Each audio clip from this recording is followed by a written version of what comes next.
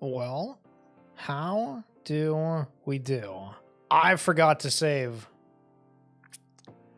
That's not good. We can just edit it now. True. This is the worst start that I think I've ever had. September 2nd, XFeed crypto stream. Yeah, that makes sense. Welcome to another edition of XFeed. So the end of summer has happened, and the markets have been doing this wishy-washy thing. And now everybody's wondering, when in the halibut, who in the halibut? And of course, the abstract stream just simply doesn't work today. I don't know if that ends up working, just hitting that. No. All right. That's okay. We'll skip the abstract stream from now. So in today's episode, we are going to recap the past week and a little bit. You're going to have a nostalgia kick like no other because you've lived all of this and now you're going to see it again, but with context, with added validity. And one thing that I've enjoyed a lot lately is The Last of Us, which is a TV show on a video game. And the adaptation has gotten a whole bunch of critiques. People saying, oh, it's not the same as the game. And being able to watch. And it's kind of like a filter. Right? When we talked about here of the future, it's all going to be filters. Love the story of The Last of Us and seeing it in the filters in those two different worlds. Gives thought, something you enjoy.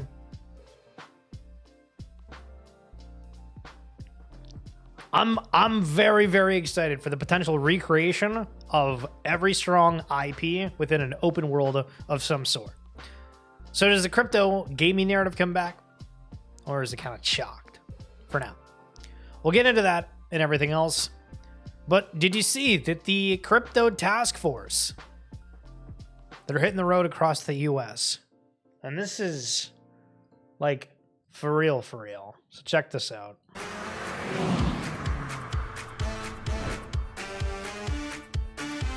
Here on this stage, during 5 crypto roundtables, we heard from dozens of industry participants, lawyers, academics, and others to discuss 5 key areas that we need to think about as we try to regulate crypto.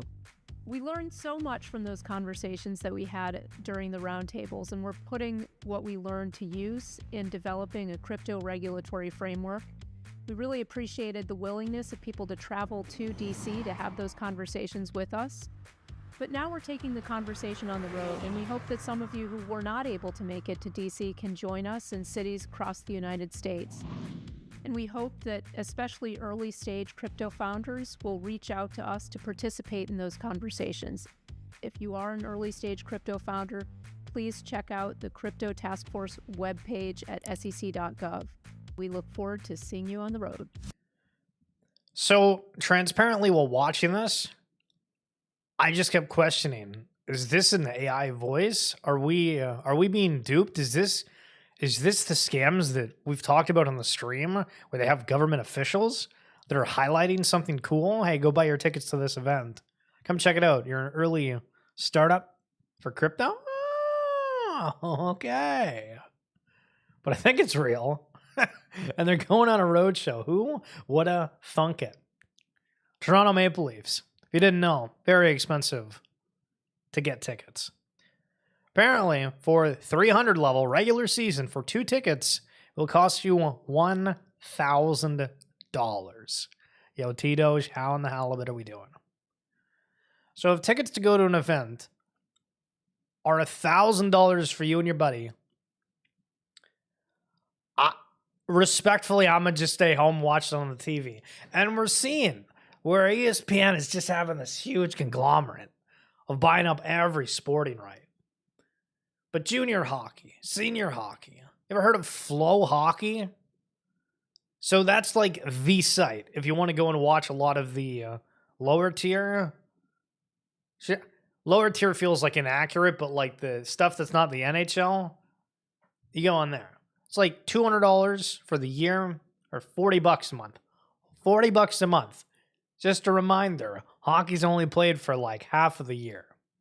So you're kind of getting rinsed if you keep it going, but then if you do the discount, then it's all up front. People want the up front, so you get the discount, and then you're like, okay. So I'm curious what sports ends up doing within this realm. is live events. People are just going to get priced out of it. So how do you enjoy a live event at home in different ways? And then we got more people that are complaining and moaning. You got to let me know, by the way. T-Doge, anybody else that's here live, guys, thank you so much for coming on through. A little bit slow last week. We're back covering all of it. And on the topic of people just flaming how expensive the world is, take a look at this. And let me know if you hate the music or not.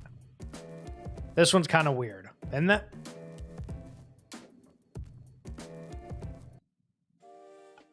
This one's called Fuzzy Feelings.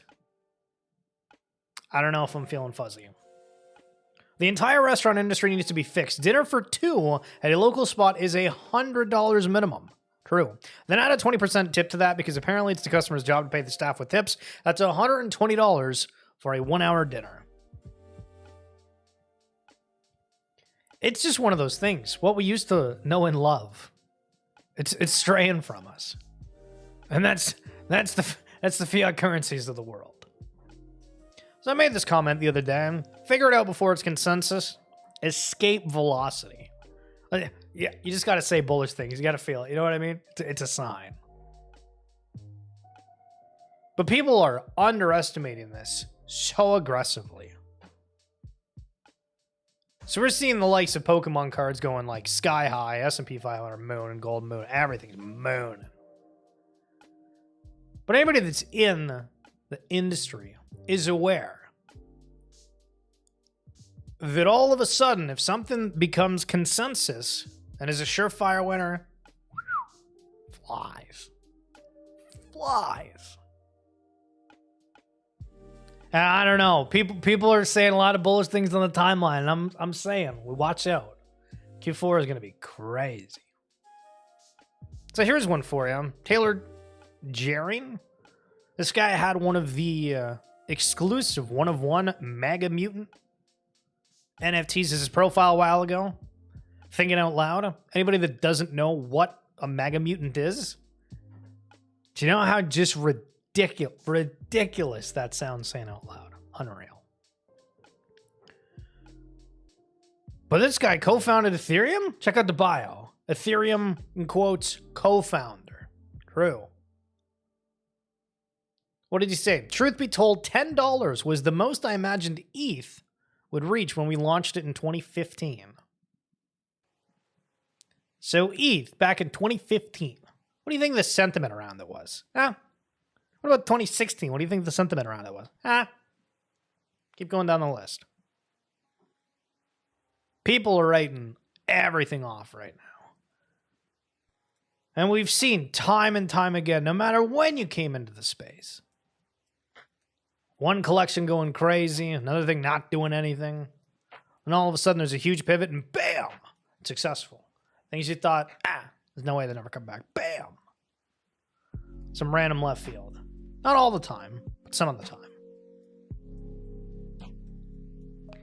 And we're seeing everybody coming on chain. And there's a Raoul Paul post in here somewhere. Guys, we're going to have to do like a be right back. This might be like a 4-hour stream. I'm praying that it's, well, shouldn't say praying that it's not, because maybe if we go for 4 hours, hell yeah. But everybody's writing everything off right now. When we have a long time horizon to look at. Let's continue. Swicky logging into NBA Top Shot. Are we friggin' back or are we back? When Top Shot's back on the timeline, that's something to know. Now, I do want to do a little bit of a plug. On August 22nd, we did the Remember These NFTs. This is maybe the greatest piece of content that I've ever made. It's 4 hours, 17 minutes, and 34 seconds of going through the most nostalgia-inducing, ridiculous storylines, things you had no idea about, and is made specifically for you. Because it's a very niche audience. But check this one out over on the YouTube page on the bio. Well, I was going to say bio because we have the podcast on there, but we also have the Twitch, the YouTube, everything else. So if you're on X, check that out. You'll see everything else. But this one, that was a good stream. And within that stream, we'll do a little bit of a recap. So Rui Duarte, who was the artist for Bulls on the Block. And they also did some collabs or, highlights for some Bored Apes. Kind of neat. But there was this big drama thing with Rui Duarte. And it comes out that Rui Duarte is two people. One guy who actually does the art and another guy that is sort of the face of the brand. The Floyd thinks that a fracture between those two and then things spiraled. But the real artist released a video saying he's still in for Bulls on the Block. Yo, I am JC. What's good? What's good? Can you do a price prediction for Silo? I mean, I'll say that nobody understands market caps. It's like, I really don't think people understand. People are rooting and tooting and hooting for a lot of these like mega top coins. And yes, absolutely.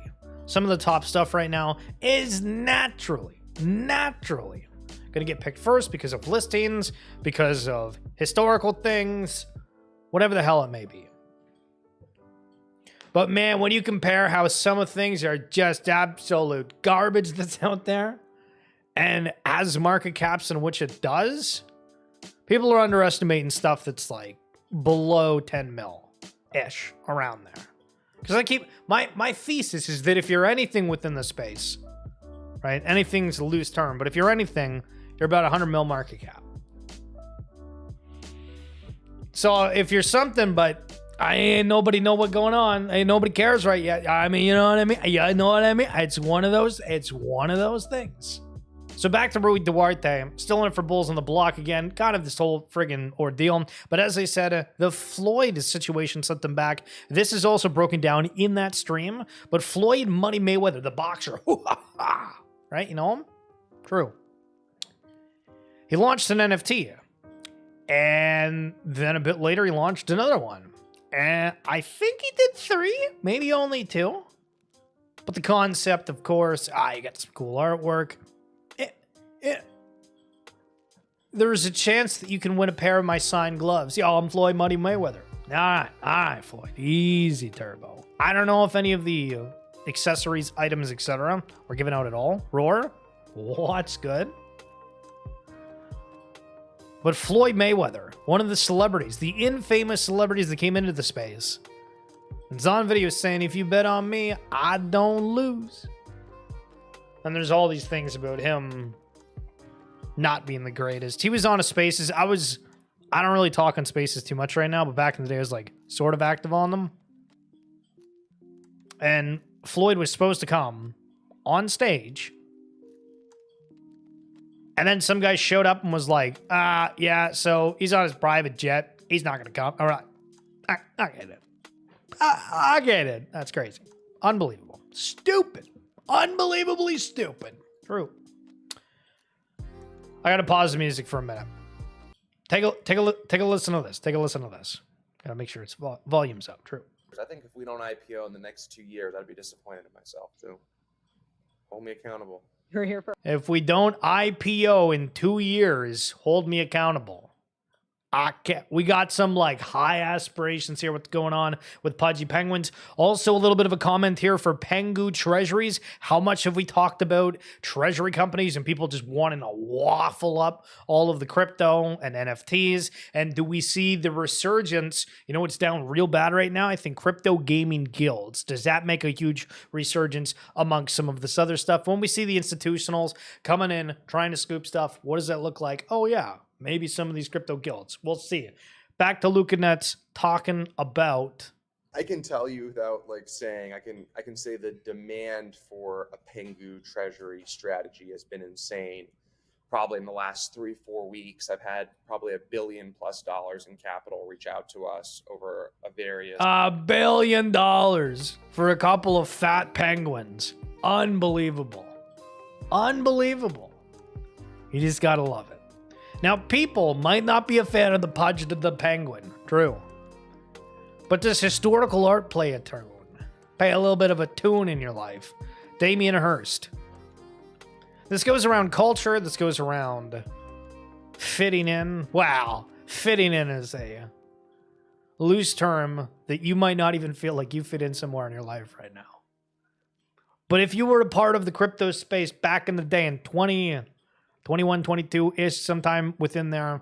We had Damien Hirst, famous artist, come out and do the currency. It's a bunch of dots. It's a bunch of dots. You ever seen a polka dot? This is a polka dot. You're just poking dots. True.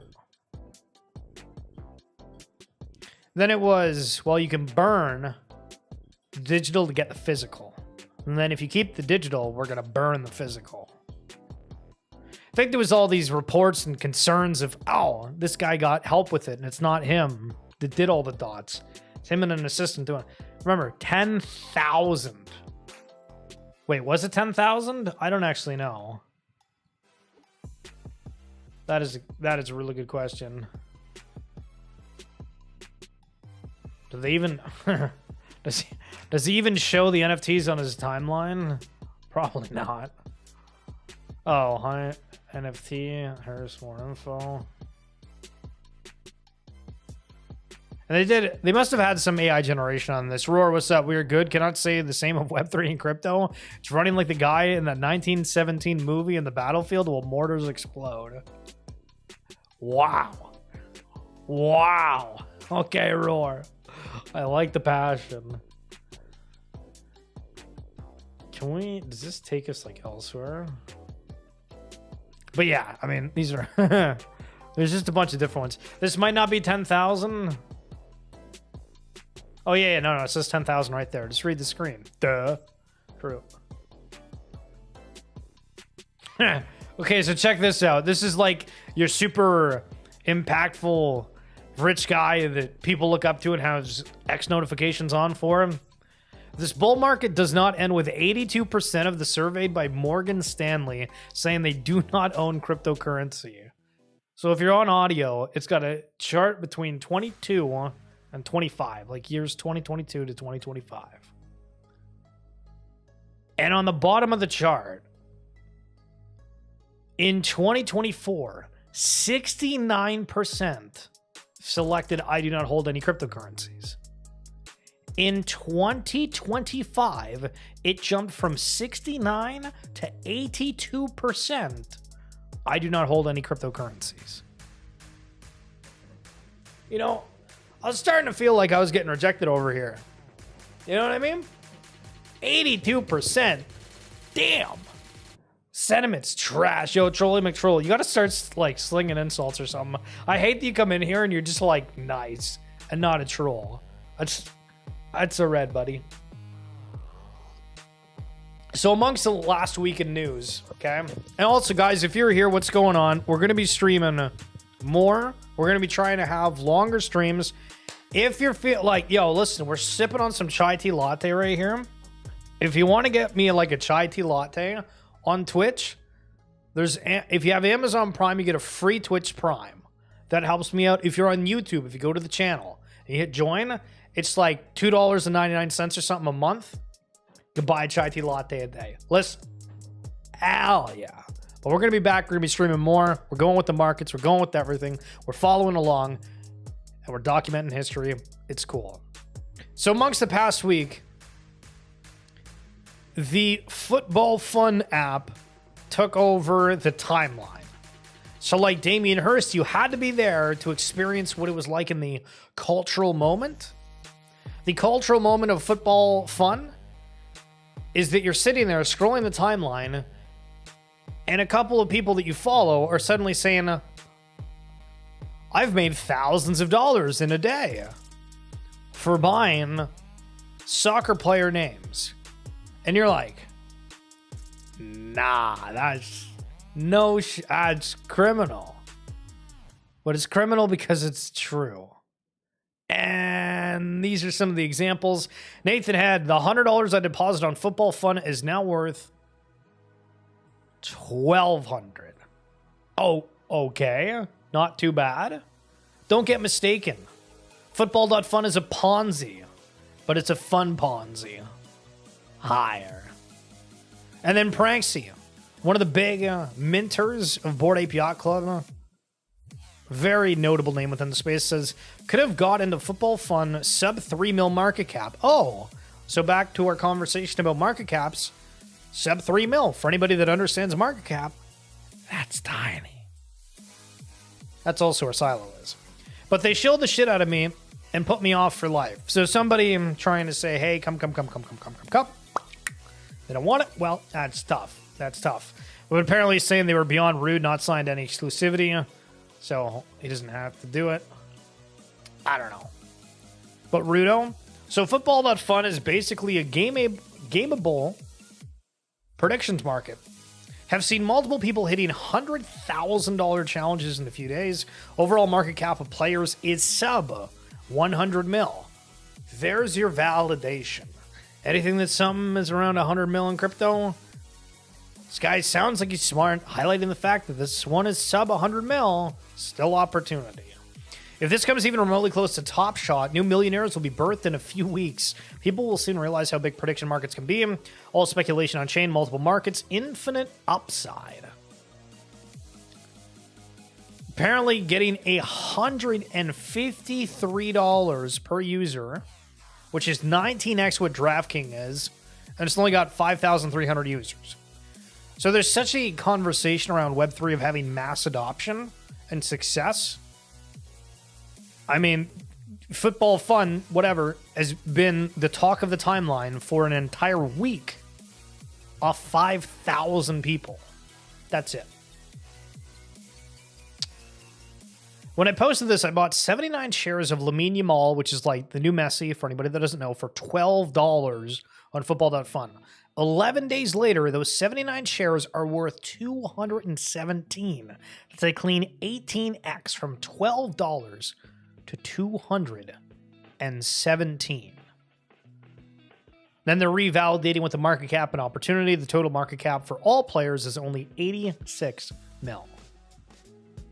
Nathan, shout out to whoever shilled me football.fun on my timeline when it launched. You've made me a lot of money.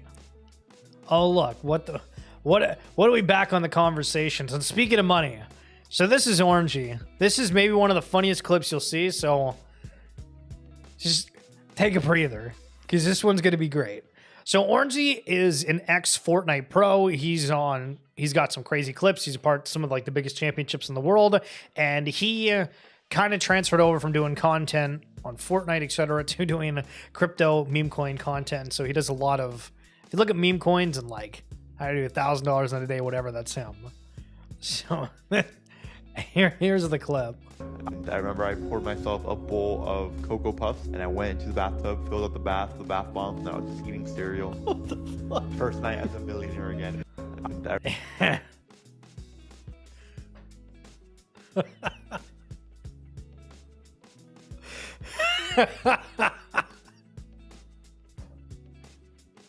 That video is so good. It's so good. Roar, football fun is just another distraction gambling, new narrative, yet no product delivering that really work. Well, I mean, the product is the number go up. Come on. Can't be like that. I only troll Democrats. Trolly McTroll. Listen, you can't be like nice when you're with a name like that. It's just you got to pay the RuneScape toll. Got to change that up. Another massive sale, come up for football.fun, $300 to $5,670. Barthasian, football fun just shows there ain't no better marketing than number go up. It's reflexive for both the price action and sentiment. You don't need yap campaigns. Just give people dopamine of number go up and screenshot to post. True. I mean, it's clearly worked. And so this has spurred a couple different things. Now, I don't want to ruin the fun because I'm going to have to go through a couple more sheets of text and tweets here in a momentaro. But it starts taking a nosedive. But this is still amongst when things are frothy, hot. Has anybody actually looked into the laws about using player and team names and likeness without authorization from leagues and player unions? Seems like a tokenized fantasy sports risk factor that hasn't been mentioned or considered. Literal response here from the founder of Football Fun. We have data from official partners and do not use likeness or logos. Simple version, look at any gaming or fantasy site like DraftKings. They have no license but can still run a fantasy game. Very well established. And then there was, I thought there was one. Oh, yeah. And then Panther. Yes, I've looked into it. There was a huge court ruling years ago. You can use players' names, but not logos and official marks without consent or licensing. So we're back to names just being valuable. Hell yeah. So this is not live, unfortunately. Maybe I got you excited. Maybe you just don't care. But back on the 24th, nay, almost 10 days ago, ETH reached an all-time high of $4,900. Just a couple of days ago, and right after everything just dropped, kaboom! Bitcoin just dropped $4,000 in minutes. And we saw the market just going crazy. But still reminiscing, 32 days ago, ETH was at 2,100. Craziness. Now, a little bit of a security reminder here from Bo. But if you ever type anything in, never click the sponsored link. You think, oh, that's cool. They're just trying to advertise directly to me for a specific site, whether it be Amazon. Obviously, this is a crypto-centric topic. We can see that this is supposed to say Hyperliquid, but it's like hyper-liquored. But this is like a drain site. And so I remember this happened to me. I didn't end up submitting anything. But for Guild of Guardians, their sponsored link for their site led to some BS that was not accurate. All right, 26 minutes in. I'm going to still be here, so if you want to type anything in the chat, feel free. But I'm going to the be right back screen. And then we'll flip it back momentarily once we get all the posts up. And if you hear weird stuff, it's whatever. But if you have any thoughts, screen's back up. I'm still here.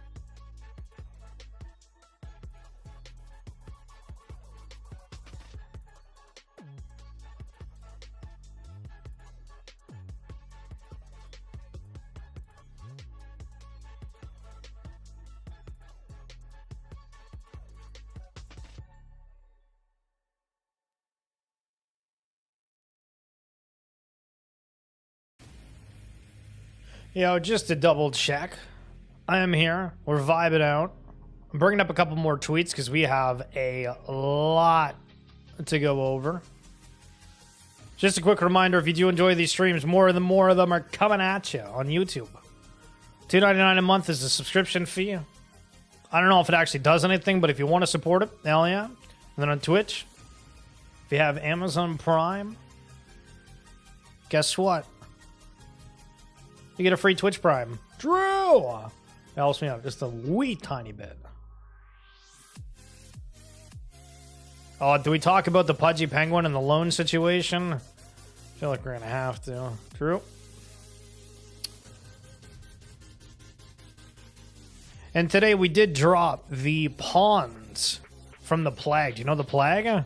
I was able to interview pawns. Got the link down in the description below for the Spotify and iTunes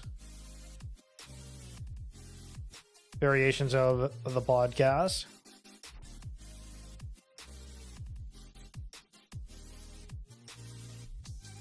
Over 344 million in crypto positions were liquidated in the past hour. That was on August 25th. Holy smokes.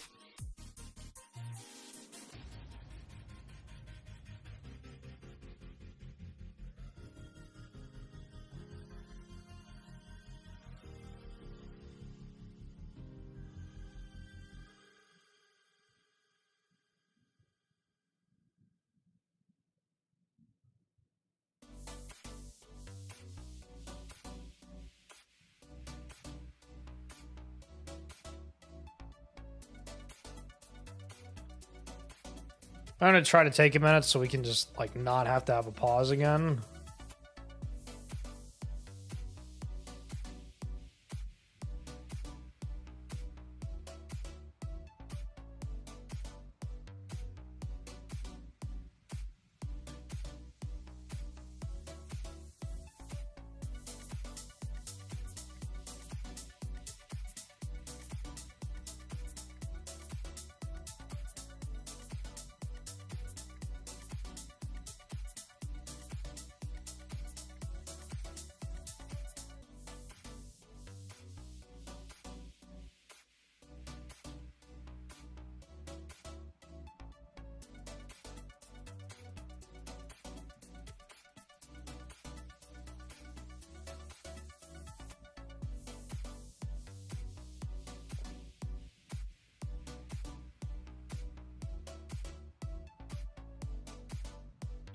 Super random. Doesn't have anything to do with Web3, but I don't know why I saved this one.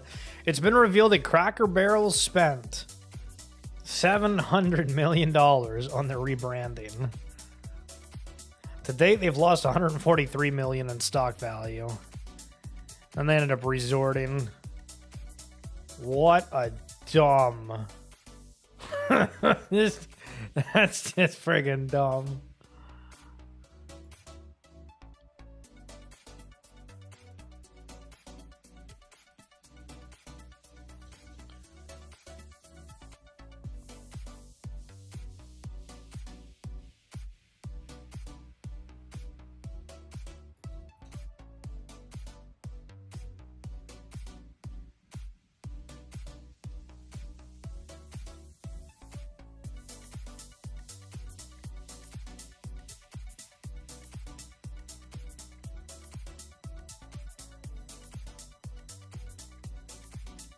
All right, you've suffered enough. Welcome on back. What's up? My name is Schiller. If you're just tuning in, we've been live for about 30 minutes, going over the previous week's headlines, doing a little bit of a catch-up. It's slow, it's mellow. Hope you're having a phenomenal rest of your day.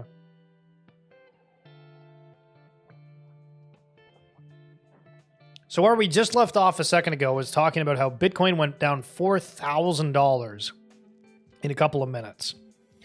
Bitcoin's $4,000 tumble today was caused by a single whale dumping 24,000 Bitcoin, which equated to $2.7 billion. Their wallet still holds 152,000 Bitcoin, valued at north of 17 billion. My general thesis for the cycle, says Raoul Paul, is ETH outperforms Bitcoin, Sol outperforms ETH, and Sui outperforms Sol due to where they all are in the network adoption curve. I mean, that's a fancy way of saying, yeah, the market cap should just like X amount lower than the other ones. So clearly, if everything goes up, it's a lot easier for the smaller stuff that gets an injection to go because the bigger stuff takes so much to move. What? I mean, I like it. It sounds way smarter this way. True. So I'm trying to like fully understand this one. So somebody says Coinbase CEO posting a sub 5 mil mark cap. Crapper. Again, remember 5 mil mark cap. What do we say about 100 mil? Why is Brian Armstrong shilling something that small? Like, isn't that risky of him? Because that could pump a lot and also dump pretty hard. What was his even post? Like, what does he say here? Balaji token. So Balaji's the guy that said if Bitcoin doesn't hit $1 million, I'll give somebody $1 million. In like a 3-month span or something stupid, and it didn't happen. It was a very public situation. And excuse me, Armstrong saying to somebody that was complaining about it, now I'm going to keep supporting creators in Base app probably every day as the app comes out of beta, and it's great you can do it inside the Coinbase app now with DEX trading. So yeah, nobody cares about it really, right? Except for the fact of, all right, well, everybody's wanting some big name to highlight what their token's doing. And then you get that. Imagine you had conviction in that at below 5 mil and Brian Armstrong's posting about you. It's crazy work. Here's an Ethereum bull. The market is still trying to come to terms with crypto becoming Ethereum-centric. It's one of the reasons we're seeing so much volatility around ETH's all-time high. This is just short-term noise and will likely sort itself out quite soon. ETH is just getting started. Anytime somebody says that, we got to stop saying that in Web3. Yeah, it's a red card, buddy. True. This is your daily reminder to stop rotating and believe in something for once. That is all. That's why we try to have some confidence on here. Believe in something. Talk to people. How many of them say, you know what, I'm in like a handful of these. They don't have any conviction on it. I want you to be like pounding the table excited. If you're not, get the hell out of it. That's unbelievable. Why are you living life not excited? That's stupid. Yatsu shares Animoku's brand's thesis and diversified altcoin treasury strategy at Animoku Japan lunch talk events. Oh, so a diversified altcoin strategy. That's very interesting. Oh, sorry. What's more interesting? The quote from Yat. We believe altcoins are the future. Okay, cool. So we're not crazy thinking that. Very nice. Matthew Siegel. Galaxy Digital, Multicoin, and Jump look to raise $1 billion for Solana Treasury. That's crazy. This playlist is dog wash. There's this guy. So if you go on like Spotify, Apple Music, whatever the hell you listen to, and you type in Stream Beats by Harris Heller, that's what this is. Some of them are fire. Some of them are just putrid. Chainlink. We're excited to announce a strategic partnership between Chainlink and SBI Group, one of Japan's largest financial conglomerates with the US dollar equivalent of over $200 billion in total assets. That sounds pretty impressive. And you're bearish? Unbelievable. Just in, Gemini launches the XRP credit card. Earn up to 4% back on every purchase with no annual fee. Now, I remember seeing at sporting events, they used to try to sell you a MasterCard of sorts, where it gave you perks of, you got, a discount on the food, discount on the drink, discount on the shop. It's a little bit different on the MasterCard XRP world versus a sports team. But 4% back, okay, not terrible. Not terrible. Can we play a clip for you? I'm gonna pause the music for you. Kevin O'Leary, guy that's on the Shark Tank. You guys see like the record sale? I don't know if I think it was a record of a graded card that Kevin O'Leary's fund bought, who is now highlighting collectibles as an asset class, in which we've kind of highlighted that we think RWAs are going to potentially be pretty big, but we're trying to be somewhat particular on the way that we frame these things so you can feel educated, understand. But take away one thing from this. What does he have to say at the very end? This price tag with $13 million effectively, when you mathed it out for your business partners, you said, we're going to get X return on this.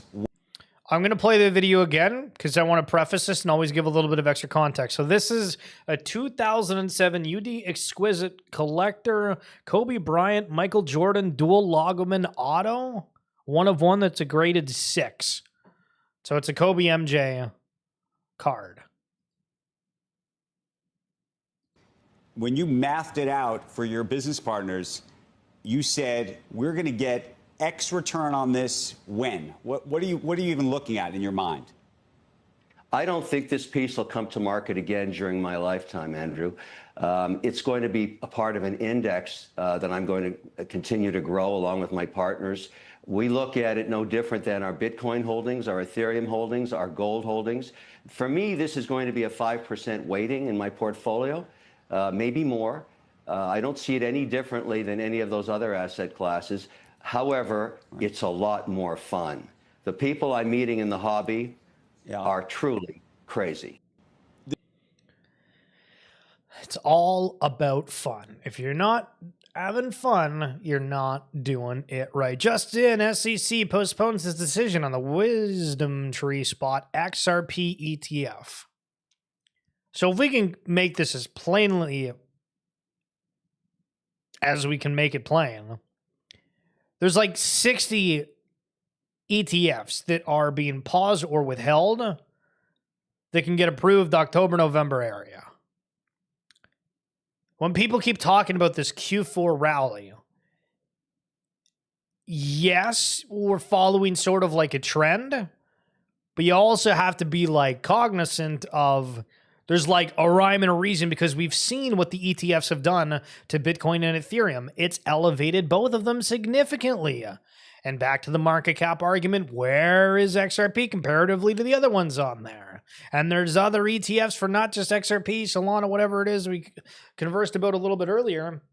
But on the NFT side, around 120 pudgy penguins are likely to default over the next 12 hours. 6.5 million pudgy penguins out there.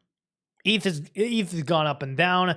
NFTs, they look like they were having a day, but you got to remember they do good when people are like, I feel rich. If they don't feel rich, they're not going out and buying those things. They just aren't. Leap, crypto will change the way the world looks at philanthropy, excuse me. The speed, liquidity, and the global nature of these assets make them the perfect vehicles for charitable contributions. It'll be obvious in retrospect. Agree, a lot of things are going to be opening up. And apps trying to become the one app to rule them all, to quote Lord of the Rings. Spotify is introducing direct messages. Later this week, users 16 and older will be able to message one-on-one on the app. I have never thought about ever wanting to message somebody while I'm listening to music in that sense, and I don't think I've ever sent a song in that fashion ever. But okay, very interesting. Pudgy Penguins, collectible photo cards are now available at Japan's biggest convenience stores. Okay, not too bad. It's more and more everywhere. 7-Eleven, Family Mart, Lawson Mini Stop, Polar, Seiko Mart, Daily Yamazaki. Not bad. Okay, another little quick clip here. Another quick clip. It's talking from Mr. Bill Lee. Have you met Mr. Bill Lee? He's out in Hong Kong. He's from Dualmint. He's taking boring businesses and turning them into tokenized cash flows, essentially. It's like this guy has gone out there, bought in laundromats, bought in ATMs, and has them hooked up to the blockchain. Here's a clip from him. Everything takes time. Web3 is going through the same sort of cycle as all the other stuff like telecom, telco, Wi-Fi, or internet access, electricity. It's the same type of thing, right? You have all this hype, and then at the end of the day, after a long time, it just settles in. We are basically solving the same business problem in a more efficient way. Okay. So Bill's bullish. And if you want to hear the rest of that full episode, check in the link down in the description below if you're here on YouTube or in my bio on X. Billy. Phenomenal conversation. Also, was very interesting because I asked him at the beginning of that show, what is it like in Hong Kong? Like, not just living, but what's the crypto adoption like? It's like, no, you can't go around to a bunch of stores and buy stuff within Bitcoin or anything. But Animoca's here. They're very, very friendly to startups of all kinds within the crypto industry. So it's become a hub. Pengu is in NASCAR. If you saw the race on the weekend, you might have seen the Pengu car. I have a couple of clips a little bit later on. But very cool to see him. Wave. Letting us know that they have a group of friends that want to get a workshop or intro to crypto from them. That hasn't happened since 21. Okay. I haven't had that experience yet. I'm glad people are interested. And is it, to go back to the beginning of the show, when we highlighted those costs of living, the $100 for going out to restaurant for 2 people, $1,000 for 2 tickets to a sporting event. Granted, Toronto Maple Leafs, okay, big city, big fan base, big demand. I understand. When people just start getting frustrated with that stuff, do they start to question things a little bit more? And what path does that lead them down? Potentially, where we're all hanging out. There was supposed to be the Sandbox, but just generally in crypto. So Justin Taylor highlighting back in the day how we all wanted to be near a spot that would have big traffic. So you can see the Atari spot. People in between wanted to go around. You can see, well, actually right behind my head, see that? The red face, that's Pranksy, who we looked at earlier, that was pissed off at the football.fun. I think this is Rarible here. Coin Market Cap. Medikey. Cyberkongs. Ubisoft. Warner Music. There was such high aspirations. And in the conversation that I had with the Portals co-founder, Adam Gomez, and again, that's in the podcast, like, the biggest thing, and I asked him, what the hell does location matter? And this is the same for other side. People are saying the Center Island, where the yacht club is. It's alpha. Sandbox. Everybody thought, oh, being next to somebody that's a big name, that's alpha. In what video games do you go around nowadays where it's like open world, where you're forced to walk around? Right? Like if you played World of Warcraft, that was a game that kind of had that. I feel like Guild Wars 2, but it had jumped areas or like waypoints within an area. But nobody just casually walks through a massive metaverse. Yeah, this would be like longer than friggin' the Shire to Mordor. So location has absolutely zero effect on any of this.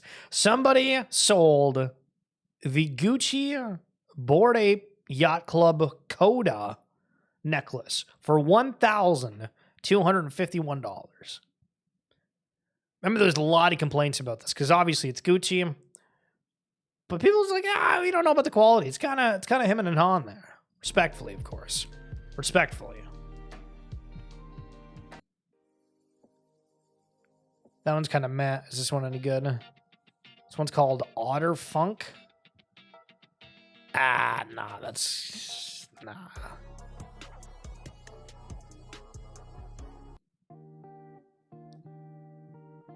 Sure. Imagine spending $200,000 to attend a top law school just to realize that the chat GPTs of the world will make you obsolete soon. Truthfully, this whole like AI agents robot narrative again takes off. That's why I'm like, what kind of blockchain protocols play a point in those worlds? Crime, my first large NFT sale, 5 ETH. For $23,000, and it was for a deadhead that was a ghost Deadheads is actually an awesome collection. If you go on YouTube and you type in Deadheads, it's like an entire show. It's really good. It's really good. And they've come up with a fair few episodes as well. Gary V was shilling them, and I happened to mint a rare while shopping at Costco. This gave me the funds to mint apes and many other notable NFTs that ended up J-curving my portfolio trajectory. Thanks, Gary V, and thanks, Costco. One of the rare ghosts. And the cool thing with this is there's each of like the character skins had like a group for it, so they had like the ghosts all hanging out, and it was a really cool kind of vibe with it. But all right, we go back to the Be Right Back screen because we got to redo even more posts. Hell yeah! Thank you guys so much for coming on through. Again, any questions, extra thoughts? We got conversations around heavy metal back on the timeline. The one collection that Yuga Labs had. You can see what the next evolution looks like. If you played the game, you know that we were waiting for those evolutions forever. Never ended up happening.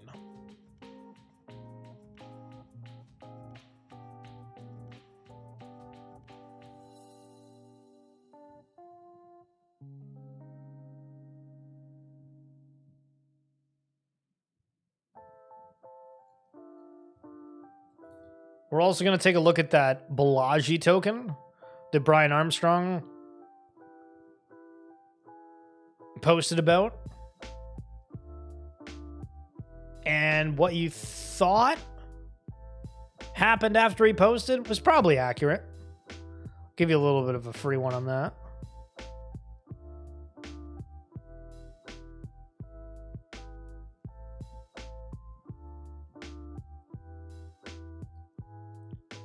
And do you remember the name Ryan Carson?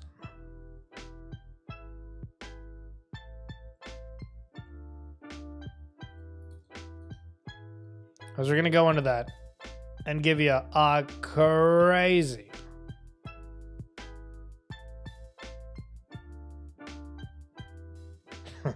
dude, some of these headlines are just ridiculous.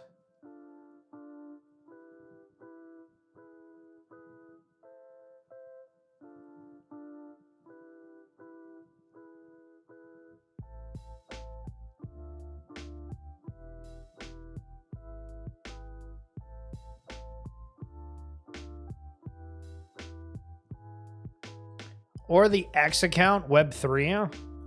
Does anybody remember when that was the supposed alpha of the day? And then actually nothing happened?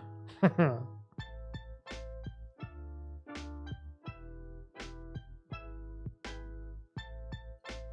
have a couple different reveals for heavy metal. Forgot there was several that came out.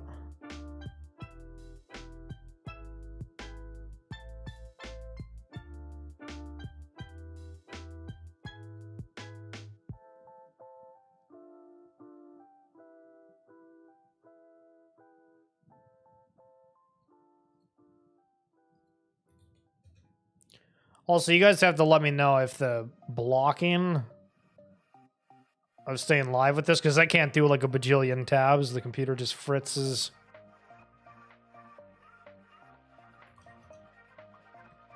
But if you don't mind that, let me know. Or if you hate it and you're like, figure it out, well, it's all in one go, I will try to do that.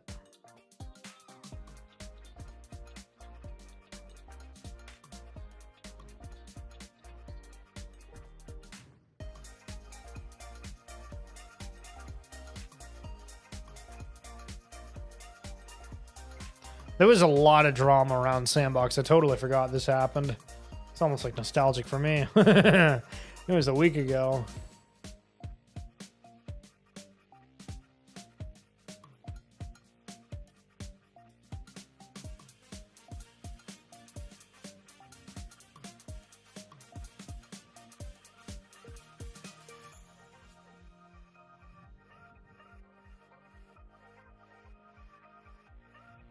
Oh, goodness gracious. And then we got celebrities coming back in the NFT game in kind of a weird way. And like a celebrity maybe you would expect.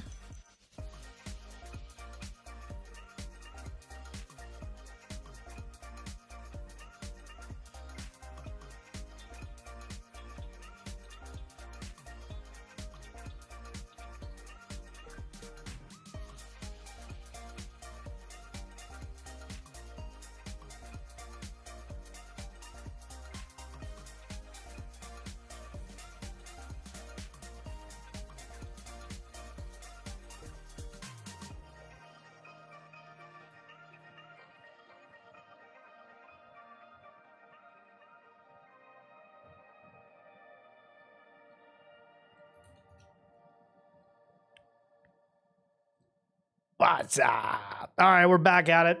Welcome aboard. If you're just tuning in, what's up? My name is Ashiller. We do NFT Web3 live streams daily. I'm going to try to do them at 5 p.m. going forward. If these work, hell yeah. If not, we'll change it up again. So heavy metal.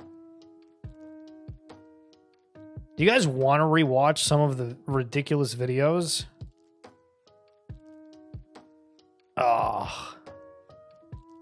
Maybe we should for context. So my YouTube channel, on the playlist side of things, if you scroll down, there's a heavy metal forge. Done with the stream for heavy metal. It took about 8 hours, and it doesn't have to be 8 hours, but we kind of just sat there running through some of the stuff. A couple of strategies right. Hello. All right, so what the? We're gonna do today is yo, these videos are max cringe. Holy moly. Going to go over how to start a heavy metal from scratch, the most efficient ways of doing it, yada, yada, yada, yada, yada. And one thing to note, if you are buying off the secondary, you get to keep whatever that individual. So just to note right off the bat here, this was a browser-based game. This was created by Yuga Labs, biggest name within the space. To play the game, you had to own one of these heavy metals. Was working on prior to. And they earned energy. So the idea with this is that you're wanting to connect this original starting pad to this portal, and then that portal starts to give you energy. And so obviously you can kind of see right here, there's these little markers of energy that go up just from the heavy staying on it. So you want to start out, you want to just build 4 panels straight to this because that's the most efficient thing to do. I'm going to try to. So you go across, you build this thing, and then you're able to get energy and everything else. There was a voting system within this, so you message somebody each day and basically said, hey, vote for vote. If you got X amount of votes, you got a certain tier of upgrade for your heavy metal, which resorting back to this, it was supposed to be, okay, your power level, if you have more energy, you're able to do more things, whatever it may be. Each of them had different tiers. And people were paying like $1,000 a day to try to get within like the top 10 for it. It was crazy, crazy times. But again, full playlists of back in the day when heavy metal was the talk of the town. Like Damien Hirst was at one point, like football.fun was last week, and like something else will this week and next. Super Bowl, what's going on? Good to see you. Hope you're doing well. Big shakeup being reported at the Sandbox.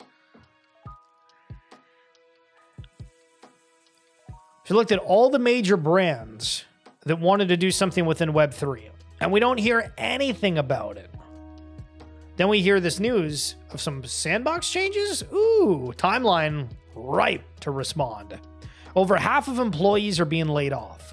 Founders are moved from current roles. Animoca CEO Robbie Young has stepped in. At least 5 offices to be closed. Apparently there's a meme coin launchpad in the works. How the hell did the Sandbox have 5 offices? That's crazy to me. They really did get every big partnership. I mean, The Walking Dead. Think of how large The Walking Dead is. They came out and said, we want to do something within the metaverse. And they mucked it. They mucked it. That's unbelievable. But then, everybody's ripping on the last part. Apparently, there's a meme coin launchpad in the works. What are we doing? So go back for a minute. Brian Armstrong shills a Balaji token on Base. Because he likes Balaji.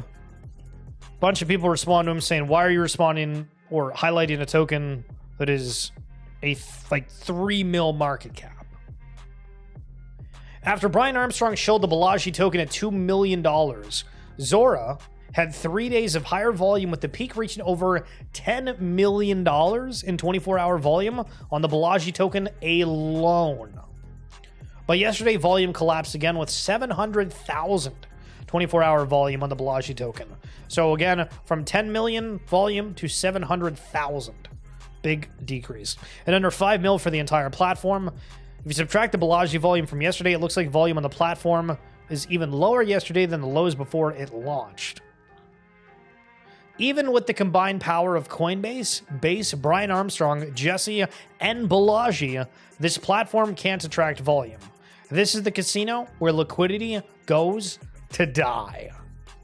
Holy. Now that was from Palace, right? We're just paraphrasing Palace here, of course. Well, reading verbatim.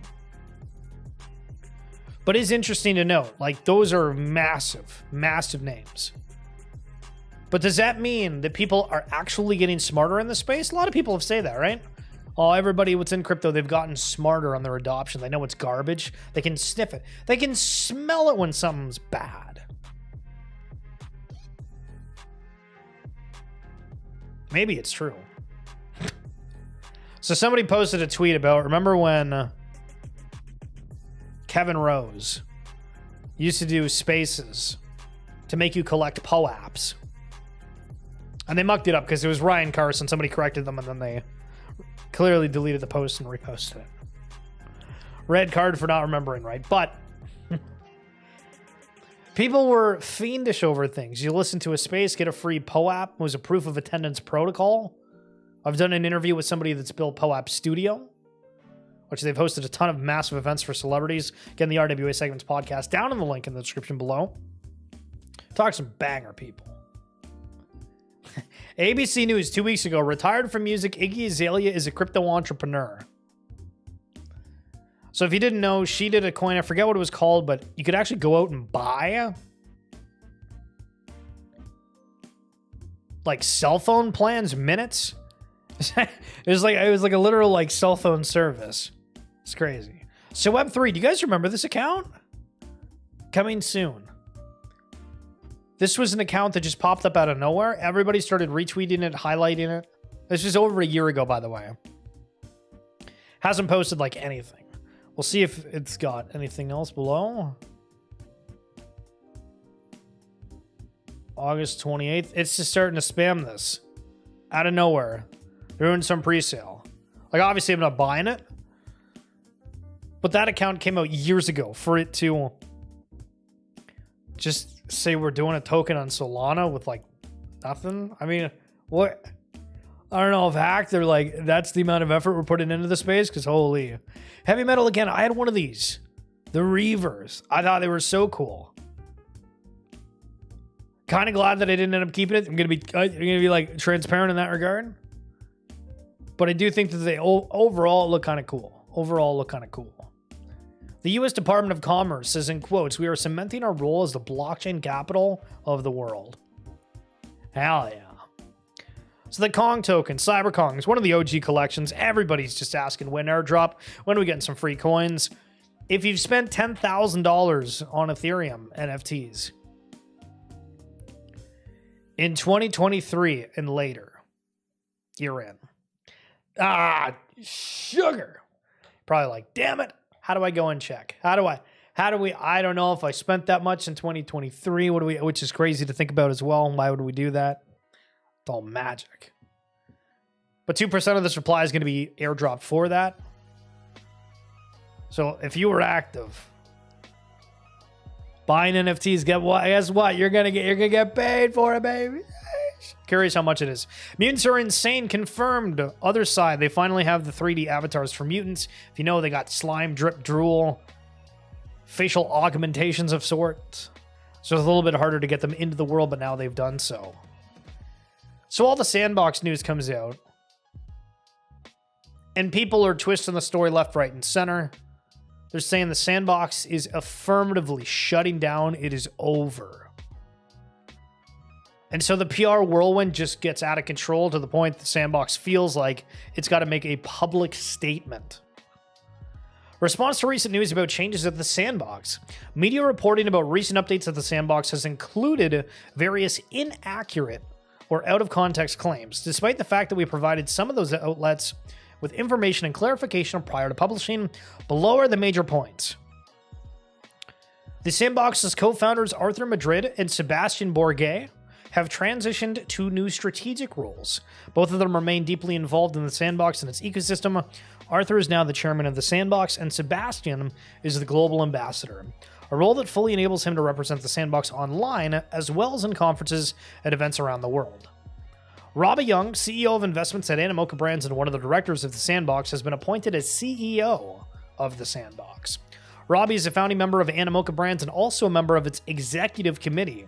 He has been instrumental in guiding Animoca Brands through its various stages of development, providing exceptional leadership in its many investments and acquisitions, and has worked closely with the executive management of the Sandbox since its acquisition by Animoca Brands in 2018. Okay, so there you go. Listen, there's more to this, but the amount of just stupid shit you read on the timeline, when you're like, okay, how long was that? 60 seconds we read that through? You were dreading it. I was dreading it. But all right, now we have a little bit more context. We can go around not saying too many stupid things. Rax is thinking for other side, it's going to have a coin drop with allocation being based on XP. You're not spending enough time inside other side metaverse. Or meta, excuse me.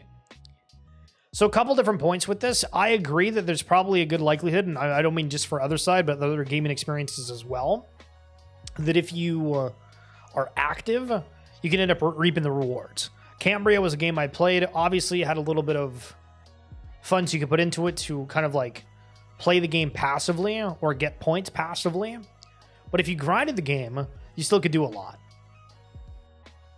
And you got rewarded with like the airdrop at the end. Abstract, if you're active on the Abstract network, you're getting points for streaming, right? Like even if I'm not doing anything on Abstract, I need to get the stream to work again because it didn't. Son of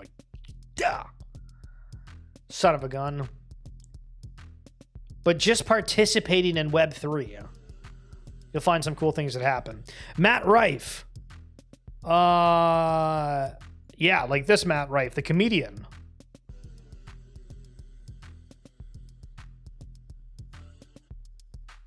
He's got an NFT as a profile picture.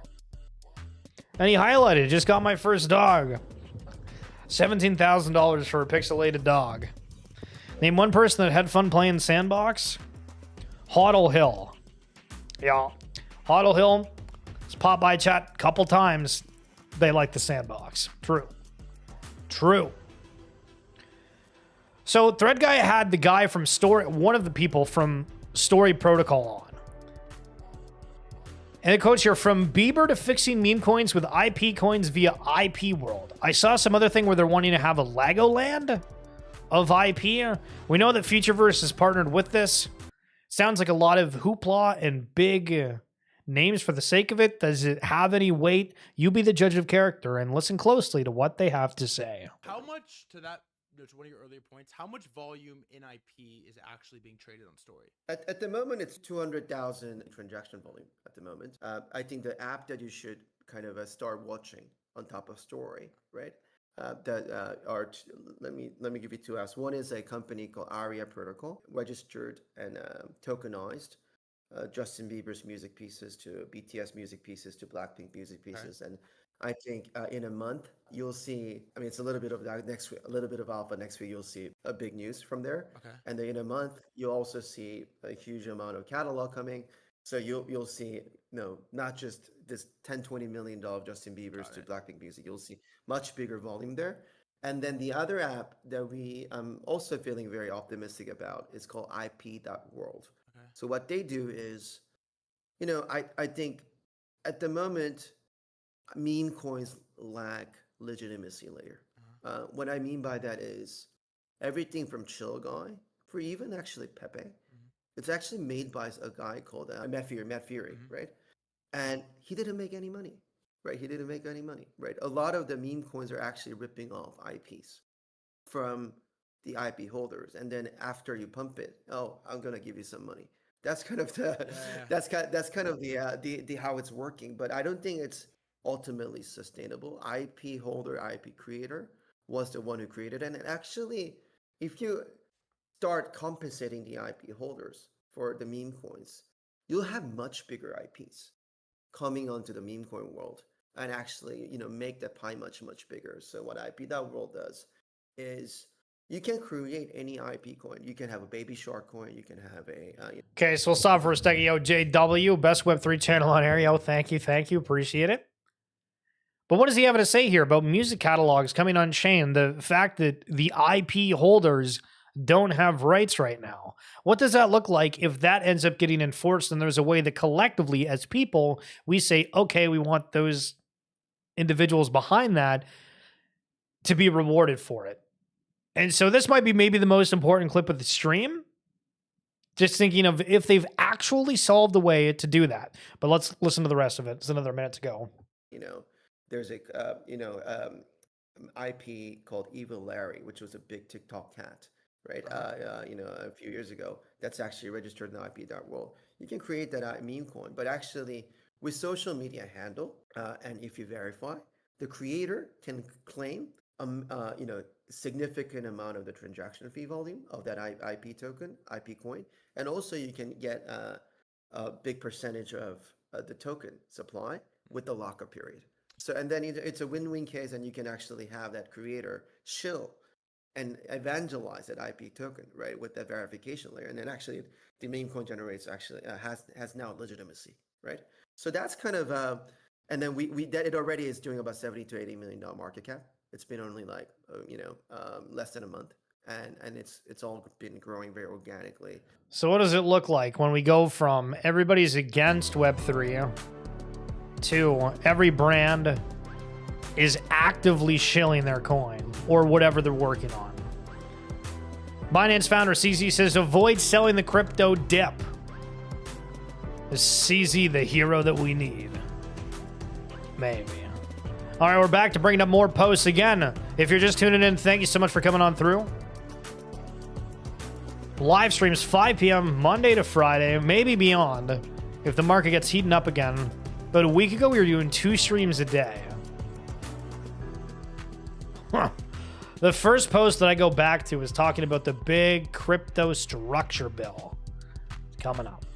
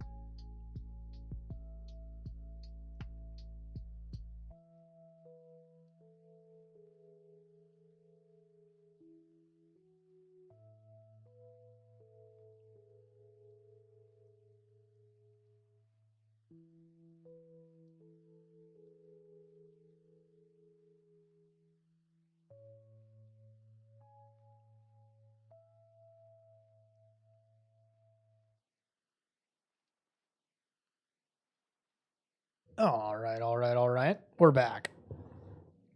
Thank you for holding. The U.S. Senate eyes end of September for crypto market structure bill markup. So we're basically saying, all right, sometime in September, we're just going to be releasing more and more insight to make things clear, which Robbie Ferguson from Immutable says before, everyone is trying to get on chain. They're waiting for these things to all be set in stone, and kablamo. Every day we're trying to give you the rhymes and the reasons here. Check this out. Vibes TCG, one of the Web3 card games. Their second set. Listen, I'm vibing with the foils. They look pretty high quality. Good to see you. Can I complain about something for a second? So this is Celium's retirement video. Look at they just have like background videos playing of him with all these screen things. And I just feel like this makes him look super stupid. Have him in like a normal light. Maybe show like these cutscenes here, but just having all these screens and everything going on in the background. His face is literally dark. You're having a projector of somebody else's name on his face during this. What are we doing? This is FaZe Clan? That's an F grade. That's an F grade. Again, if you're a NASCAR fan, we said the Pudgy Penguin Mobile. Are you a fan of this? Do you think kids are? I remember growing up, like I think like the M&M. No, I don't even know. I think M&M started advertising they had peanuts on them. Oh, I think the Tide car I thought was cool. And then you find out it's like laundry detergent. You're like, that's a little bit less cool, but I just like the logo. And there's the car in the NASCAR race. They've also said to listen for the call too. So what do they have to say? Ricky Stenhouse Jr., I know that wreck at Daytona was early, Steve, but that 47 was coming quick towards the front of the field. You knew he was going to try to take advantage of that race. Such a great driver when it comes to the drafting tracks. He has like just such a knack for it. All right, I'm really, I don't know the scheme. It's a new one for me. This is a new look. I'll have to dig into what that is. Yeah. Shame on me for not doing the research on the sponsor of this one because it's memorable.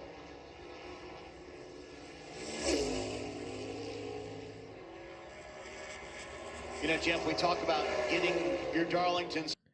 So they just said, I didn't do my research. I don't know what that is.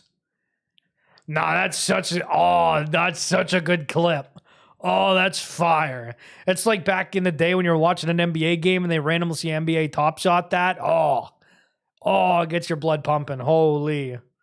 I didn't do my research. I don't know what that is, but it's memorable. That's hilarious. I love that. So a moment ago, we talked about the IP and what does it look like when people want to have IP from specific brands that they trust or love. Think of in the grading card industry, you have PSA, which is the big well-known ones. There's Beckett, some other ones. But in the blockchain world, you might be familiar with NBA Top Shot and just be attracted to that. What about Panini? You know, officially Panini, yes, the cards, just like Topps, the Panini brand has their own blockchain. The Steph Curry Panini blockchain green kaboom, one of one just recently sold for $100,000. So officially licensed from the NBA, but also officially a Panini. 2025 people want to pick their favorite brands. They want to pick everything under the sun. And Story Protocol, like many others that we're seeing, announced that they were doing a buyback program for their token. I have to admit, I didn't think they were going to be as popular with buybacks, but I think we saw that with like the Liberty Financial, Story Protocol, Pump.Funds doing it. Like, it's becoming like almost like an integral thing to have buybacks because it just absolutely sends everything up 30% on the day. Story Protocol is already at like a pretty damn high market cap to begin with. If we go to Story, it's already at 2.3 billion. It's a top 45 coin. What they just bought back would like moon anything that's like at 100 mil, under 100 mil, or even around there. Like, for the size of this, holy smokes. Somebody bought a micro mosaic that was a fake. at a card show. And this is why, fundamentally, I believe the blockchain is going to revolutionize what we're doing. Imagine spending thousands of dollars on a card, even hundreds. I mean, hell, $20. Throwing hands over $20. Drew. How do we solve it? Critters Quest announcement. So this is an NFT collection.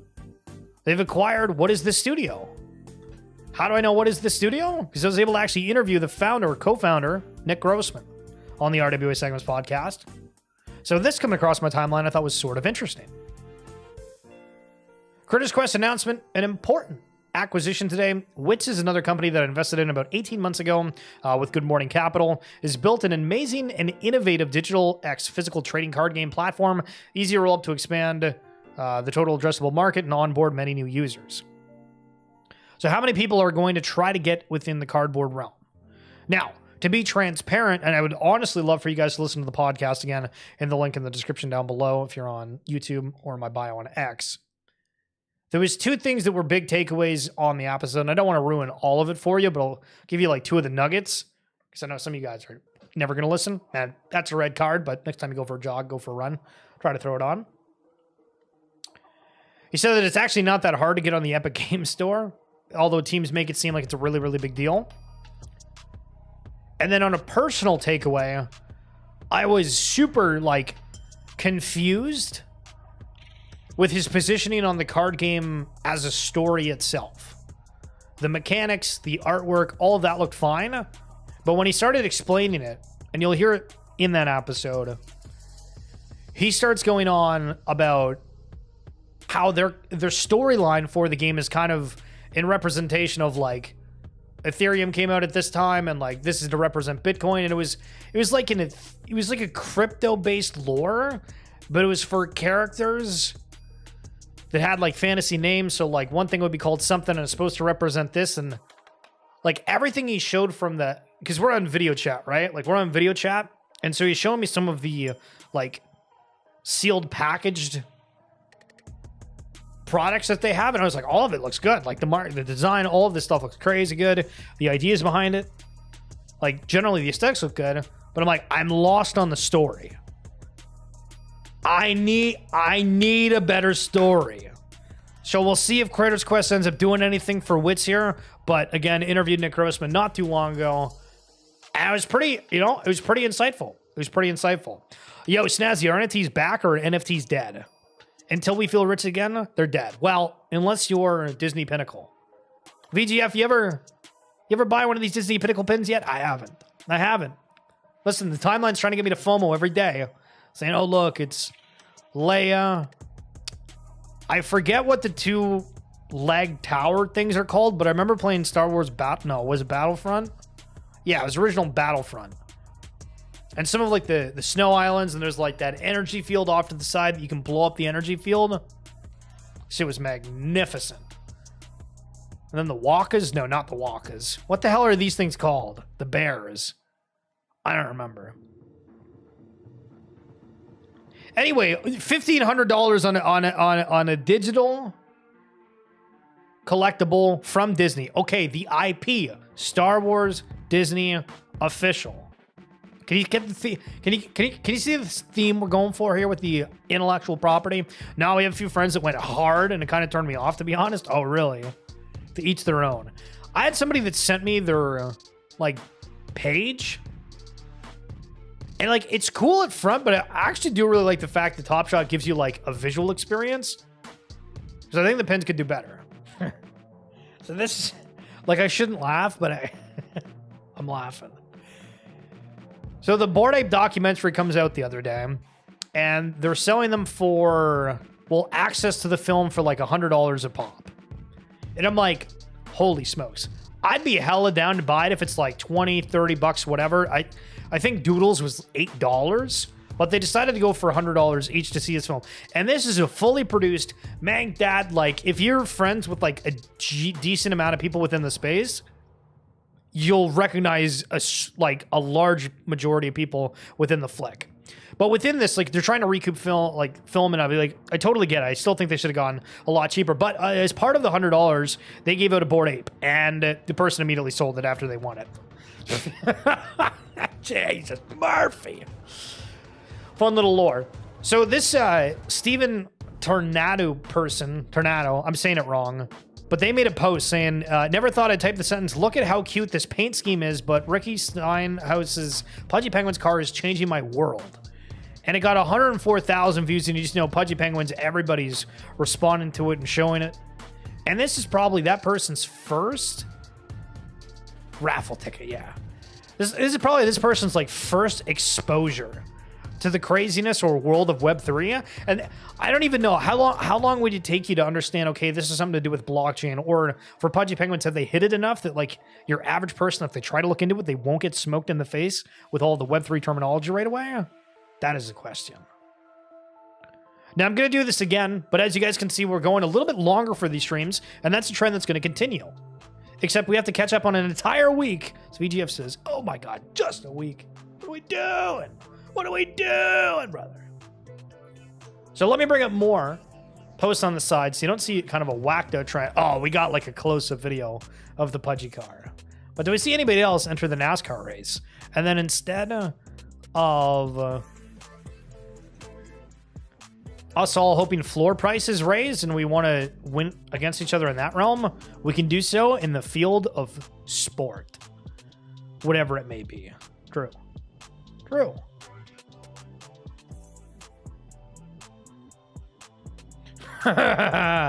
We also have maybe the world's greatest soccer celebration in here. I saved it as well. It's quite good. Some of these Disney Pinnacle sales are absolutely absurd. There's going to be a couple different princesses here. Yo, VGF, for collab cam, are you meaning like right now? Or are you meaning at a later date? My only catch, I don't know how much you know behind the scenes, but I don't go through StreamYard. So I don't have like a dedicated video session off to the side. So I usually just like pop out somebody's Discord video and throw it on the screen, but I have two monitors. We got Bo complaining about $26 going to Chipotle. People are just going to want to stay home. Hey, listen, I use Streamlabs. I know. But I need to figure out how to hook up the video because I've tried to like have like a Zoom call, but then when it does it, it's like the whole window. It's got a collab cam built in. Okay, you're gonna have to you're gonna have to show me that after, because I'm definitely down to look at it. Okay, so we've got about 1, 2, 3, 4, 5, 6, 7, 8, 9. We got 9 other posts. We're gonna call that 10 because I'm pulling over one right now. It's built in. Yo, listen, that's unbelievable. Oh, we forgot about Reddit NFTs too. I don't know how many of you guys got Reddit NFTs. I never did back in the day. Oh, we got to talk about the fake phishing email. I'm convinced nobody ever reads anything they've actually got in their email. True. Or at least in like a comprehensible idea. Yeah. Sorry, I'm just like flipping through stuff. But I appreciate you staying through that. See, that's the problem. Whenever you go to the Be Right Back screen, you're like, people are going to leave. That's okay, though.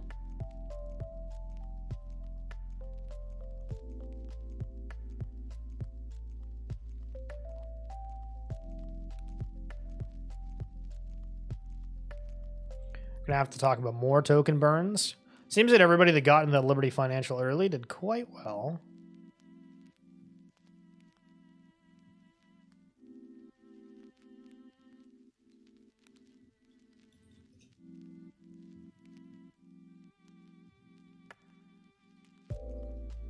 Some of these posts are going to be a little bit spread out, so we're going to have to re-go back on topics.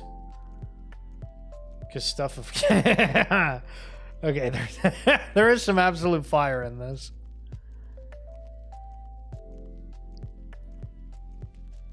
Some more security stuff with Bo.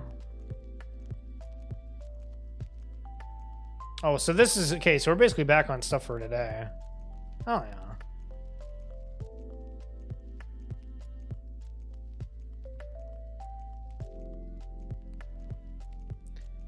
Yeah, okay, we gotta leave stuff for tomorrow. Okay. Welcome on back. Raul Paul, crypto is still being adopted at twice the speed on the internet from 5 million IP addresses versus 5 mil wallets. And you can see on this growth, basically where we are for year 10, the total internet users was 500 million. In year 10 of crypto users, we're at 942 million. From 500 million to 942. Growing faster than the internet. And you're wondering why we're getting passionate about this. Crazy. Take a look at that. Again, man, if you're a motorsport lover, look at that beauty. Kind of surreal that we get to see things within our little corner of the world on such a big stage. I'd be curious where that data is coming from. I agree, because if you're going to tell me there's 950 million people in crypto, apparently nobody's spending a dime on chain. So Poppy, big announcement here, acquiring Corkies. So we saw Wits and the Critters Quest, Corkies, changed up ownership. We're seeing this more and more. Nah, soccer players are unreal. Unreal. $2,000. Pop quiz. What princess is this? Can you name the Disney princess? Took me about 3 seconds. I've got it. 5, 4, 3, 2, 1. It's Belle. I think it's spelled like B-E-L-L-E, not like Bell, like Taco Bell. All right, what about this one? This one went for $630. There's 211 within this. Cinderella, I think. Yeah, that's Cinderella, right? I don't. Something with the shoe, but there's no shoe in that. Robbie Ferguson, highlighting on Immutable Play, which is like the reward system, trying to get players, gamers, advertising to win a Switch. Does that entice you to want to go and check out Immutable Rewards? True question. Serious question.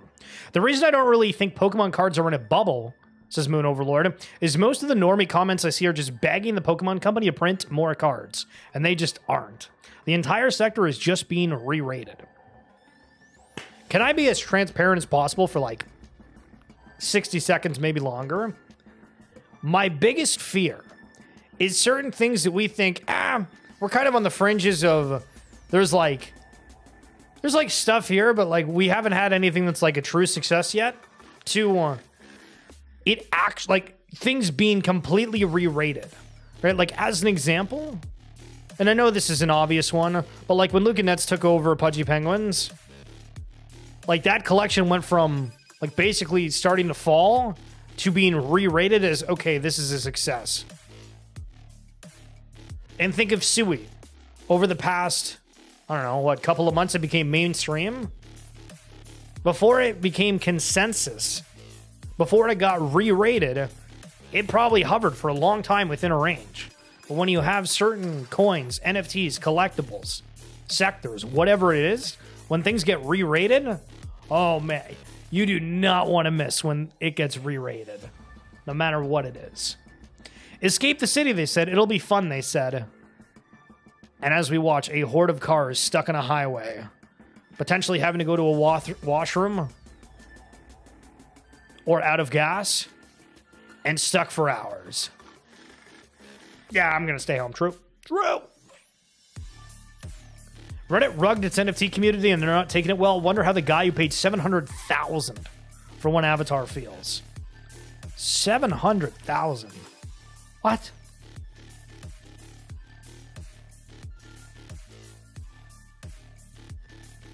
So official Reddit NFTs. People paid 100 plus Ethereum for them. 42 on this one, 70 in the one right behind me, 115 for this top one. Now, are these actual users? Or are these somebody that was trying to just get excitement for the collection of some sort? But yeah, I don't know if Reddit actually did anything. Couple I could see on the cusp, Moonbird Spencer, Campai Pandas, Ice Bags, and Little Diff Arcs there, but solid builders there. I think we definitely have the tune of...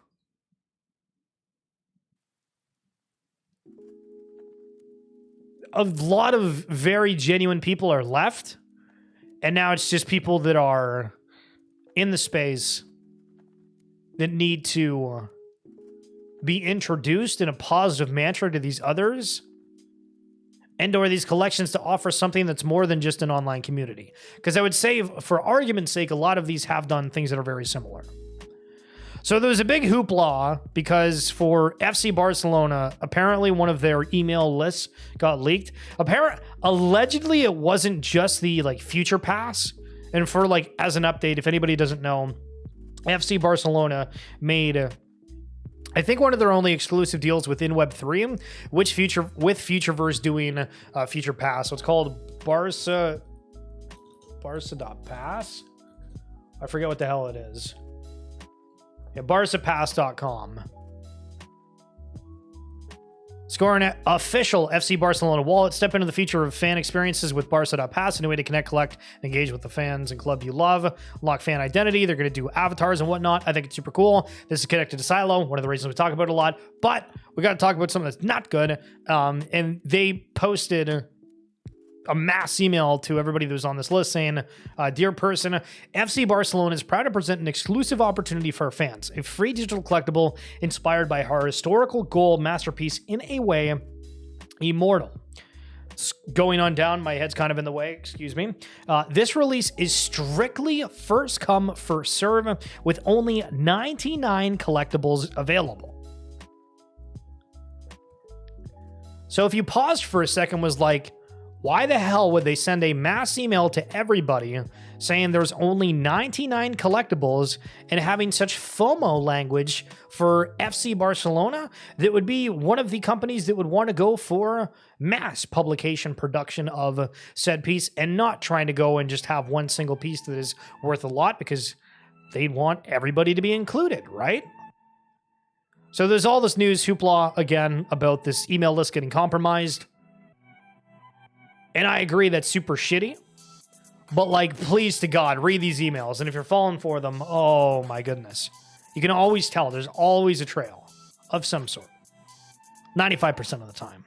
New government's proposals live are proposing that 100% of fees earned by World Liberty Financial's protocol owned liquidity pool will be used for buyback and burn of the token.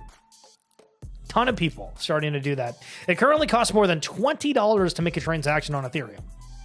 It's shocked. I generally don't understand how anybody thinks normal people will ever use this.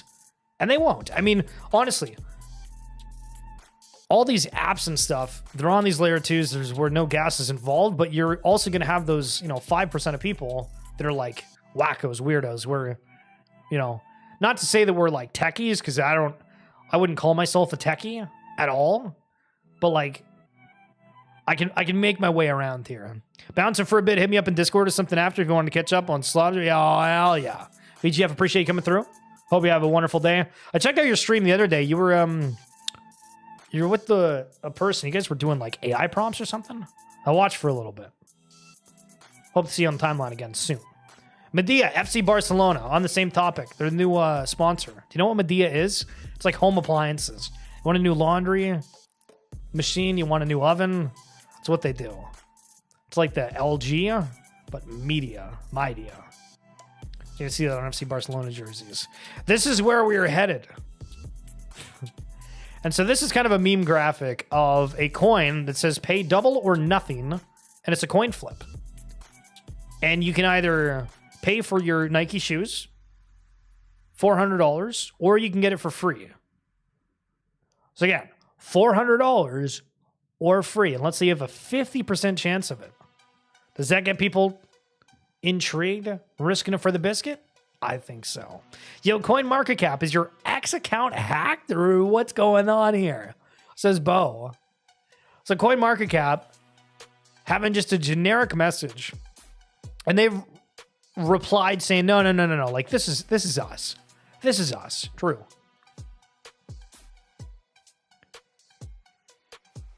But it does look kind of like a generic message. And he's like, well, you got to have a little bit more effort.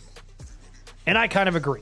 And if you guys get these messages like this, always good to second guess. Always good to second guess. That's going to be it for this edition of XFeed. Thank you so much for coming on through. I hope you guys enjoyed this. Again, if you want to help support the stream, if you're watching on YouTube, have the memberships. If you go to the profile, $2.99 a month. If you're on Twitch, if you happen to have an Amazon Prime, it's free Twitch Prime. But otherwise, you guys just watching makes it the best. Again, if you want more content, we do the RWA SegMints Podcast. Ton of great guests. And we just launched the episode today with Pawns, who gave equity to his NFT holders. And it worked because nobody knew about it. How to dodge regulations, but also giving some different perspectives. Hope you guys enjoy that. VGF, thank you for coming on through. Snazzy, JW, Super Bowl, Trolly McTroll, Roar, IMJC, and T Doge. Appreciate it. Catch you tomorrow. Peace.